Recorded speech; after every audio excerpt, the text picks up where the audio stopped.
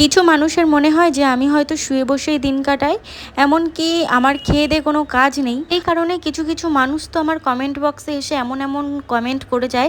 তাছাড়াও আমি জানি যে আমার পেছনে এমন অনেক মানুষ আছে যারা আমাকে অনেক হিংসে করে, এমনকি আমাকে নিয়ে ভুলভাল মন্তব্য করতেও কিন্তু তারা একবারও ভাবে না। কয়েকদিন আগে আমাকে একজন কমেন্ট করেছিল যে সারাদিন তুমি শুধু ভিডিও আপলোড করো আর সারাদিন বরের টাকায় ফুটানি করো, যাই হোক শো অফ করো। আর এরকম কমেন্ট আমি প্রত্যেক দিনই একটা না একটা পাই, কিন্তু আমি কখনোই চাই না এইসব নিয়ে কথা বলতে, কারণ এতটা নিচ মন মানসিকতা আমার নেই।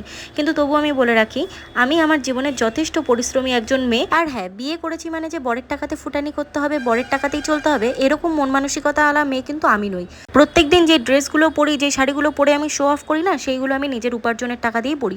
যখন উপার্জন করতে জানতাম না, তখন যদি এই ধরনের কমেন্ট আমাকে কেউ করতো, তাহলে হয়তো আমার গায়ে এতটা লাগতো না। আর একটা শিক্ষিত ঘরের মেয়ে কখনোই বিয়ে করে নিজের বরের মাথায় কাঁঠাল ভেঙে খাওয়ার জন্য। আর সারাদিন যাতে বসে থেকে আমার মাথার মধ্যে বদবুদ্ধিতে বাসা না বাঁধে, সেই কারণেই ফেসবুকে আমি অল টাইম ভিডিও পোস্ট করতে থাকি।